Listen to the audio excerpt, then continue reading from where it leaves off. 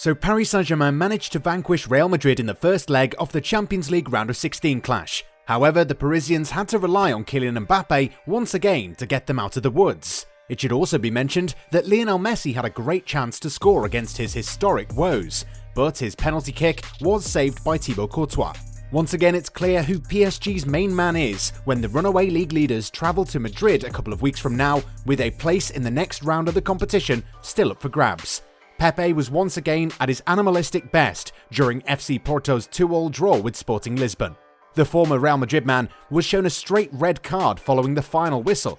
Atletico Madrid are no longer the team to beat in Spain, and the reigning La Liga champions are in 5th place in the league standings. The Colchoneros manager, Diego Simeone, is under pressure, and his position has been called into question for the first time in nearly a decade. Meanwhile, Benfica are under fire after a report suggested that the Eagles have been buying referees for select games. Before we get started, we want to share the sponsor of today's video. The OneFootball app is the ultimate football platform and is a must-have for every football fan, so that you can follow all of your favourite leagues, teams and players all the time right from your phone. You can be sure to turn on notifications for specific players to be instantly alerted when they score a goal or when they are involved in other breaking news. It is the best and easiest way to stay up to date with everything football. Click the link in the description down below to download the app right now. You won't regret it. Since the start of the season, Atletico Madrid have been in a very complicated situation, which is mainly down to what has become a very porous backline. This is something that you rarely associated with Atletico. Defense has been a reference point for this team for several years, but now their strength has become their Achilles heel. Diego Simeone is definitely under a lot of pressure and has to rectify the situation as quickly as possible. 5th in La Liga, Atletico Madrid will clearly have a hard time to defend their title. Trailing the league leaders Real Madrid by 15 points, the Colchoneros will even have to fight to finish in one of the first 4 places in order to qualify for the Champions League. A situation that can be explained by a failing offensive sector, where the abundance of talent makes it impossible to find the right animation. With players like Antoine Griezmann, Luis Suarez, Angel Correa, Joao Felix and Matheus Cunha fighting for the 2 attacking positions, Diego Simeone still has a tough time on his hands. If the Colchoneros still have the 3rd best attack in the championship with 42 goals in 23 games played, the attacking players tend to play in the same areas, especially since Thomas Lemar and Yannick Carrasco are often starters and tend to play deeper than usual. If this is an area for improvement that the club must have, the big problem for Atletico is its defensive sector. In the midfield, the double pivot comprised of Rodrigo de Paul and Koke often finds itself in numerical inferiority, whether in 3-5-2 or in 4-4-2, and even if they do perform well, they can't be everywhere. In the case of Hector Herrera and Jeffrey Kondogbia, we have 2 profiles that can bring the right amount of balance, but these are players who are more limited on the creative aspect compared to the 2 usual starters. Fumbling for a while in search of balance, Diego Simeone does not seem to find the solution, and it seems to be getting worse over the months.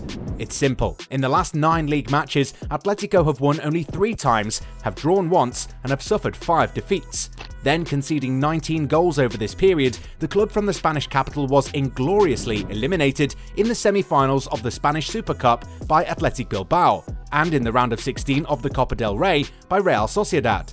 Hanging on for victories on the wire after suffering a lot against Valencia, the Colchoneros also learnt a lesson at Camp Nou against Barcelona, a match that highlighted the defensive shortcomings encountered by Simeone and his gang. We've been defending extraordinarily for 10 years, and it is not going what it usually does. You have to improve. We also lacked luck and care. Every goal-scoring situation they had, they scored a goal. We haven't changed many players apart from Trippier, who left. They played the same ones who last year responded at a high level. Jimenez and Savic missed several games, but this time they played and they beat us up. What matters is to work, try to improve and face the week with humility and push to the end, explained the Argentinian after the defeat against the Blaugranas. It is true if we look at the performances of the defensive elements. The only signings made this winter were Reinildo Mandava and Daniel Vaz, who haven't played a lot so far.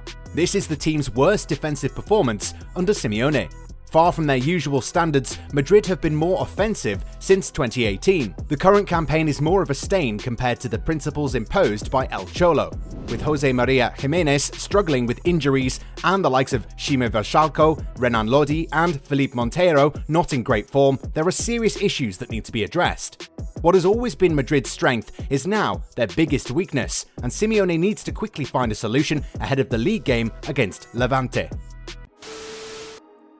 Last Friday, the match between Porto and Sporting caused a lot of talk in Portugal. This duel between two of the biggest teams in the country had been particularly violent, with 4 expulsions and a fight at the end of the game to report, among other things. A sad spectacle which could have unfortunate consequences for one of the players involved. It's about Pepe. Well known for his actions often bordering on incorrect when he defended the colours of Real Madrid, the Portuguese defender is certainly still the same, but above all, does not seem to have lost his old habits. As various media outlets reveal, he risks a huge sanction, and for good reason. He kicked Hugo Viana, sporting director of the Lisbon team, a gesture that risks earning him a suspension ranging from 2 months to 2 years. The media A Bola talks about the disciplinary regulations of the Portuguese league, which presents attacks on staff members or leaders as a very serious act. In the event that he were to receive the maximum sanction, Pepe could well have his career come to an end, as he gets ready to celebrate his 39th birthday in a few days. This would also end his Qatar 2022 dream. Staying in Portugal for now, there is a dark affair of corruption currently in arbitration. The affair has gripped Portuguese football, with local daily Correio de Manhã claiming that Benfica are suspected of buying referees. The man in the eye of the storm is none other than Bruno Paixão, who retired from officiating games in May 2021. It's being said that Paixão favoured Benfica in 3 games between 2014 and 2019 and was paid several thousand euros for his services. If these facts are proven, the Eagles risk relegation from top-flight Portuguese football. The case has already made a lot of noise in the country, and we'll be keeping you posted on this story as it develops. Not all heroes wear capes. Kylian Mbappe had the PSG red and blue jersey on his back during this final run, which saw Eder Militao and Lucas Vazquez left behind, before going to crucify Thibaut Courtois. Thanks to the moment of brilliance of the world champion, the capital club won 1-0 and will be in a strong position before approaching the round of 16 second leg of the Champions League in 3 weeks in Madrid. He is not a player like the others, he demonstrated it with his goal. For me, currently he is the best, said Danilo Pereira. Mamma mia, he's an alien, said Donnarumma on Sky Sport Italia. He's amazing, guys. It's a permanent show on and off the pitch, added the Italian goalkeeper, imitated by his coach, Mauricio Pochettino.